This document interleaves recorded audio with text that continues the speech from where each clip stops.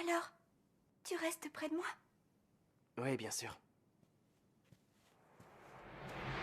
Je suis prête, on peut commencer, Ri. Surtout, tiens-la bien comme il faut, Takashi. Je la maintiens sur le ventre. J'ai trop peur de souffrir. Mais non.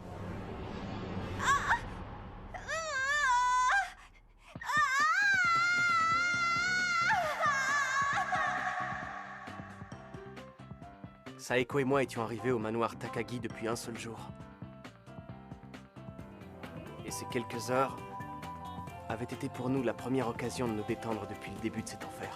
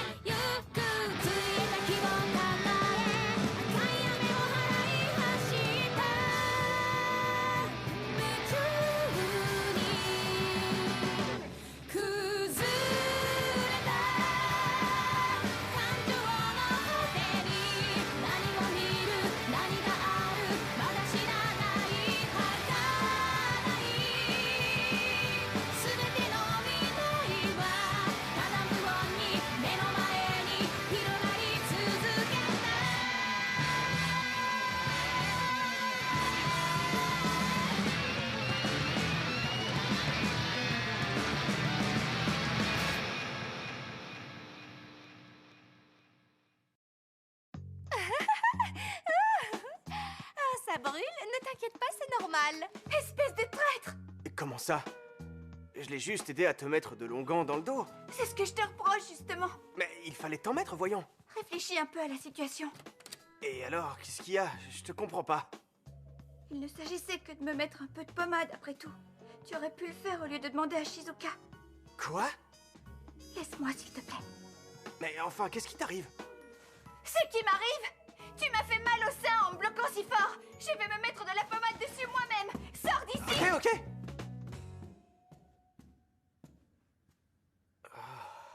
Toute cette histoire juste pour de la pommade?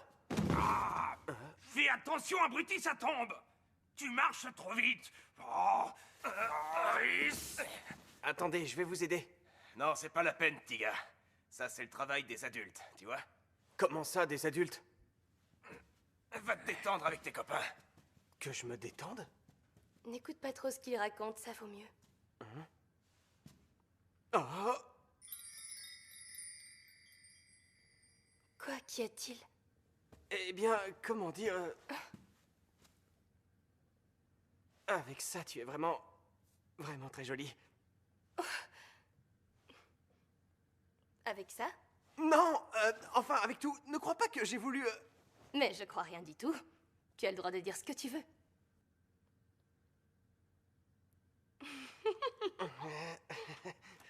Quoi? Qu'est-ce qu'il y a? Racontez-moi, pourquoi vous rigolez? Qu'est-il arrivé de si drôle? Nous étions contents que tu ailles mieux, Alice. Voilà pourquoi on riait. Ah, c'est vrai? Oui, ça va beaucoup mieux, regarde. J'ai la forme.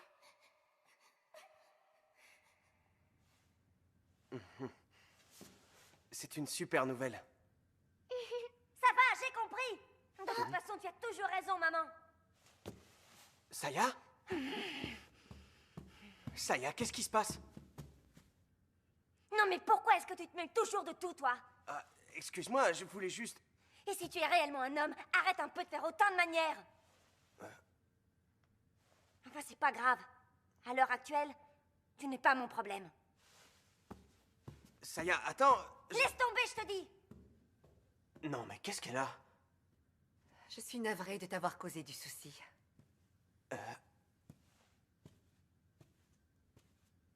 Mais non, ce n'est rien, voyons. Tu es peut-être habitué. C'est vrai que tu connais Saya depuis la maternelle, après tout. Oui, c'est vrai. Ça fait longtemps. Cet endroit est vraiment extraordinaire. Je savais que vous aviez un grand manoir.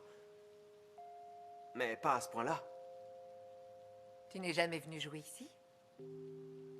Non, jamais. Cette maison devait sans doute t'effrayer. Eh bien, j'avoue que c'est vrai. Ne sois pas gêné, j'aime les personnes franches. Nous ne pourrons pas nous imposer ici trop longtemps. Alors, le canon, le ressort et le chargeur. Tu t'amuses bien, Kota? Non. Enfin, tu as raison. Profites-en, tant qu'on est encore là. Nous ne pourrons pas rester ici indéfiniment. Pourquoi pas? Cette maison est une véritable forteresse. Oui, mais l'alimentation en eau et en électricité demande un effort colossal. Tu dois savoir ça, non? C'est ce qu'on apprend en primaire, je crois. Ah oui, et alors? Et alors, pour entretenir un réseau aussi gigantesque en temps normal, ça demandait déjà énormément de travail. Des ingénieurs compétents en nombre important. Mais depuis que les cadavres sont passés à l'attaque, l'armée d'autodéfense a pris l'initiative d'occuper la plupart des centrales. Elle ne pouvait pas se permettre d'attendre les ordres d'un premier ministre incompétent. Cela veut dire que l'utilisation du réseau est encore possible. Oui, mais combien de temps pourront encore y travailler les ingénieurs et les techniciens? Ces gens-là ont aussi une famille qui n'est pas à leur côté dans ces centrales. Donc si je comprends bien, le bus qui est là sert à... À aller les chercher. Oui, chercher les familles de ceux qui travaillent ici. Ou plutôt, chercher tous ceux qui seraient déterminés à travailler et survivre avec nous ici. Il faut se regrouper et s'entraider. Dis donc, fiston. C'est une vraie arme que tu manipules là. C'est pas un jouet. Il faut pas s'amuser avec ça. Mais je joue pas.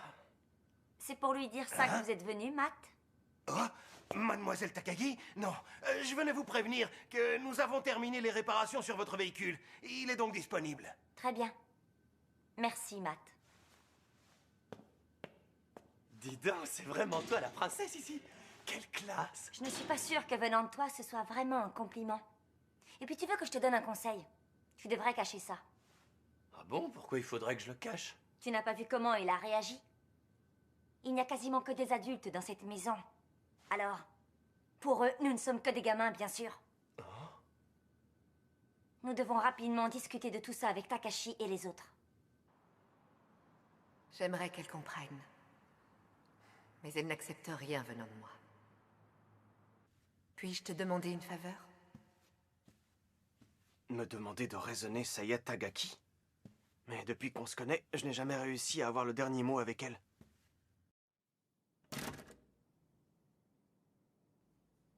Vous n'auriez pas pu trouver un autre endroit pour faire votre réunion? Tu peux à peine bouger, nous n'avons pas le choix. Et alors, dites-moi, quel est le sujet? De quoi devons-nous parler? Il s'agit de décider si nous maintenons notre groupe ou non. Comment ça, le maintenir ou non? Comme vous l'avez remarqué, en venant ici, nous avons trouvé une organisation très importante, très structurée et également très unie dans l'adversité. Dirigée avec force. Bref, vous l'avez compris, deux options s'offrent à nous. Rester avec eux, Ou les quitter, c'est ça. Mais explique-nous, quel intérêt aurions-nous à quitter un tel endroit? La situation de la ville ne fait qu'empirer. Tandis que ton père gère très bien son domaine. On reconnaît là l'autorité d'une famille noble. Ta mère est épatante, elle aussi. Ah oui, épatante, ça c'est sûr. J'étais très fière d'eux étant petite. Je le suis toujours. Ils ont accompli tellement de choses en à peine 2 jours. Mais s'ils ont pu faire ça, pourquoi n'ont-ils pas? Arrête, Saya. De quoi tu te mêles encore? Ne dis pas de mal de tes parents, je t'en prie. Surtout en ce moment. C'est si dur pour tout le monde. C'est pas vrai, tu parles exactement comme ma mère. Je le sais bien. Je le sais pertinemment que mes parents sont les meilleurs. Dès qu'ils ont réalisé ce qui était en train de se passer, ils ont pris des dispositions pour protéger la maison, nos employés et leurs familles. Extraordinaire, vraiment. Oui, ils sont absolument géniaux. Ils sont tellement géniaux qu'ils ont pensé à tout ça avant toute autre chose, même avant leur fille. Bravo! Arrête, Saya, tu veux? Ce sont des parents merveilleux, ah, ça oui. Je reconnais bien là mon père et ma mère. Comme je ne pouvais pas avoir survécu, ils se sont vite résignés, n'est-ce pas? Ça suffit maintenant!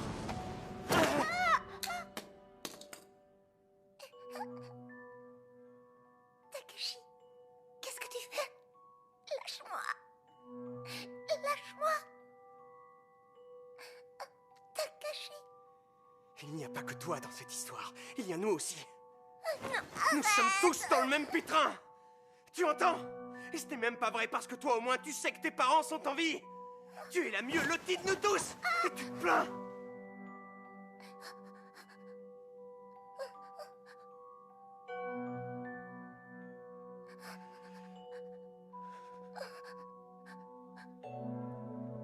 J'ai compris, Takashi. Alors lâche-moi s'il te plaît maintenant.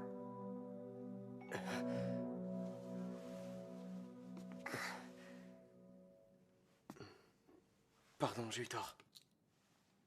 Oui, je crois en effet. Mais bon, je ne t'en veux pas. Passons plutôt au vif du sujet. Nous devons prendre une décision.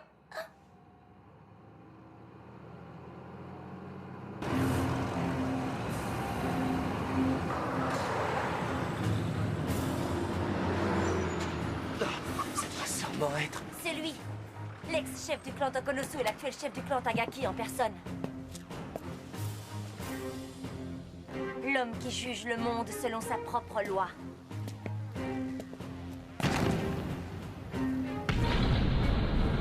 Mon père!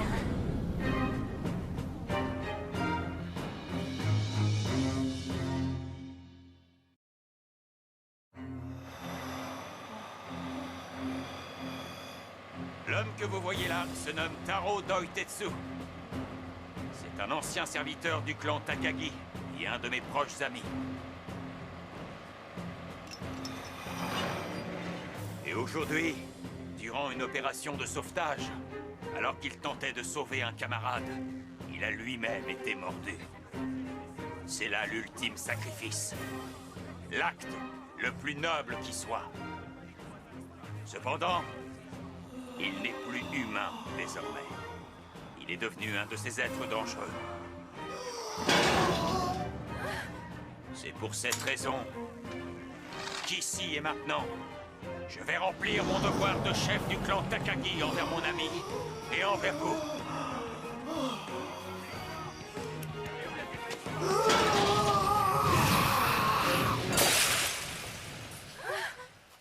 Pardon, mon bébé a fait tomber son biberon.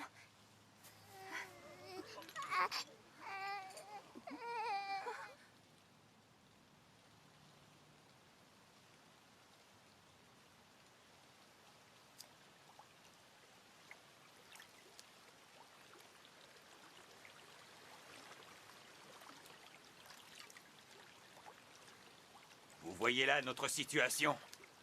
Nous devons vaincre. Sans hésiter. Nos amis, nos amants et notre famille s'ils sont contaminés. Si vous voulez vivre, il faudra vous battre.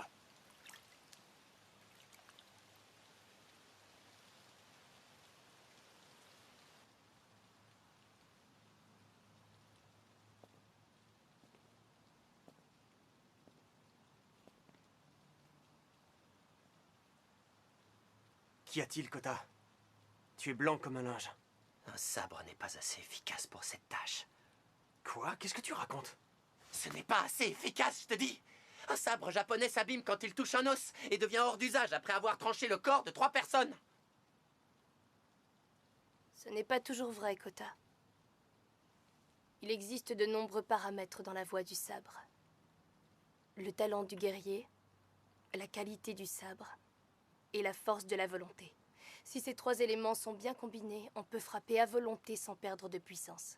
Mais avec du sang sur le sabre, on perd évidemment de la puissance. Kota, arrête de t'inquiéter comme ça. Tu te fais des fausses... Recule, me touche pas. Ne te mêle pas de ça.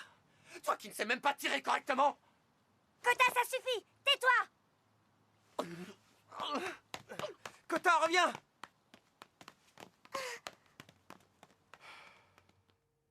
Comme les deux faces d'une même pièce.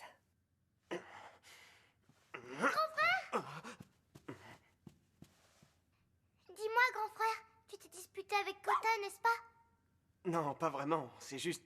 Enfin si, on s'est disputé, c'est vrai. Alors je vais te dire quelque chose d'important. Il faut vite aller faire la paix avec lui. Lui parler et lui demander ce qui ne va pas. Tu es son ami, alors tu dois l'aider. Ah oui, et tu crois que j'en serais capable? Mais Évidemment, tiens. Et puis, n'oublie pas que tout le monde était vraiment sur les nerfs en arrivant ici. On a à peine eu le temps de se reposer. Et ici, la pression se relâche. Tu sais ce qu'on va faire? Je vais aller le voir et lui dire que tu as très envie de lui parler, d'accord? Zeki, tu viens?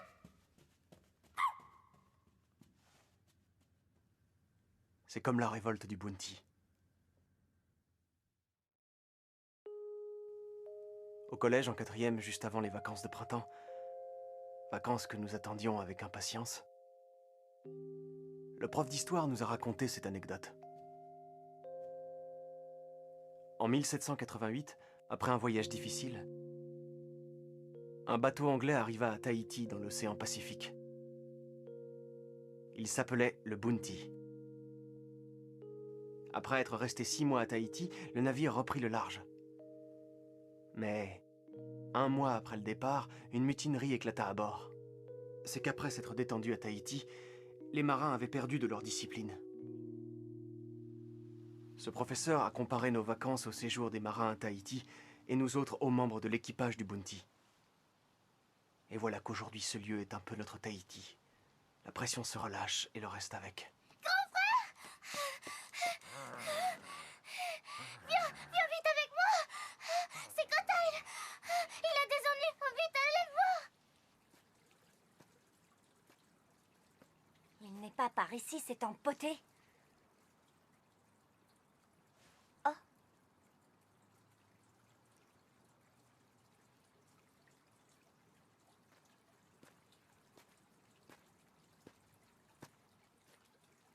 Ces carpes sont vraiment extraordinaires, Saya. On voit rarement de tels spécimens. Tu es donc experte en kendo, mais aussi en carpe, à ce que je vois, non? Pourquoi pas? Remarque, ça te va bien.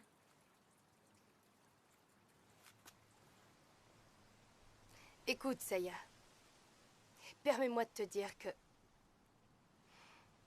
je ne suis vraiment pas d'humeur à plaisanter. Non, non, je refuse. Pour qui te prends-tu? Donne-les-nous et tout de suite! Cher jeune homme, je ne sais pas si tu réalises très bien la situation. Nous sommes engagés dans une guerre où nous n'avons pas le droit à l'erreur. Alors obéis et donne-nous ces armes. Non, je peux pas. Quelqu'un me les a prêtées et je les lui rendrai. Et personne ici ne sait s'en servir mieux que moi. Je les connais par cœur. Tu as donc compris, toi aussi. Aujourd'hui n'est pas différent d'hier. Et demain sera comme aujourd'hui. Le bonheur qui nous semblait si naturel n'existe plus. Rien ne sera plus comme avant. Plus jamais. Le monde que nous avons connu est mort. Il a été détruit. Allez, occupe-toi de lui. Tu ne veux pas comprendre. Les caprices de gamin, ça suffit maintenant. Kota, que lui veulent-ils? Et voilà. Nous revenons sur ta question de départ, Saya. Ouais. Rester ici avec eux ou décider de les quitter. En sachant que quel que soit notre choix, toute notre vie en sera bouleversée. Que se passe-t-il ici?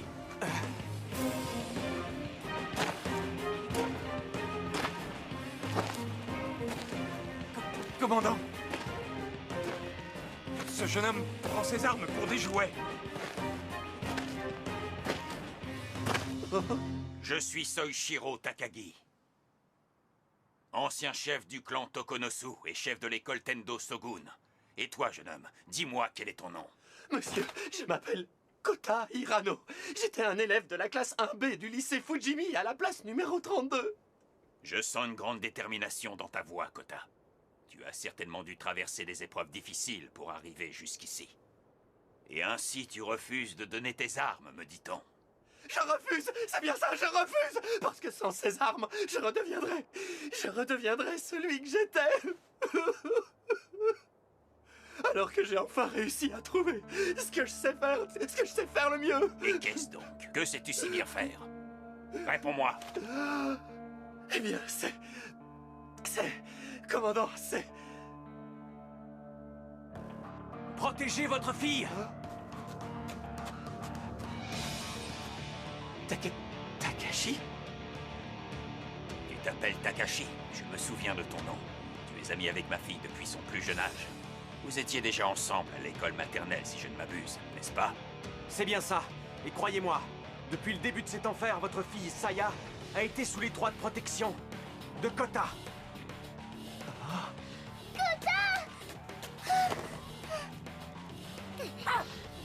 J'ai été témoin de sa bravoure, commandant Takagi. Et je peux moi-même en témoigner, papa.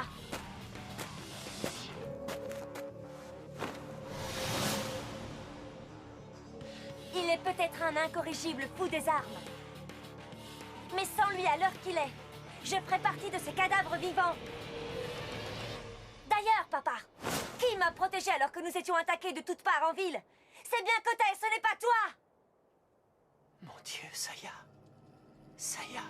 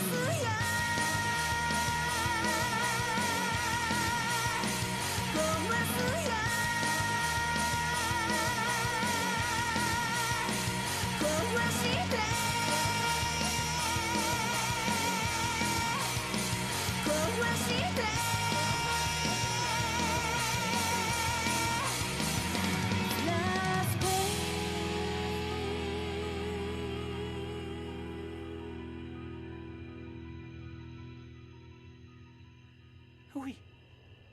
Oui, c'est bien ça. Oui. Ils préparent leur fuite. Si nous leur demandons de l'aide, je crois pouvoir dire qu'ils nous l'accorderont sans problème. Monsieur Shido ?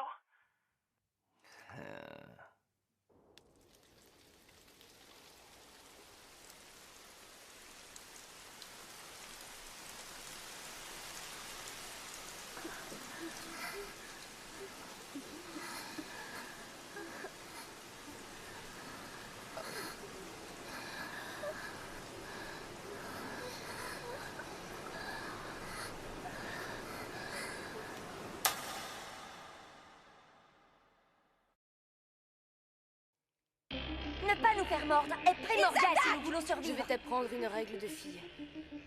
Il ne faut pas hésiter. Allez-y, tuez-moi et vous souffrirez de ce fardeau toute votre vie.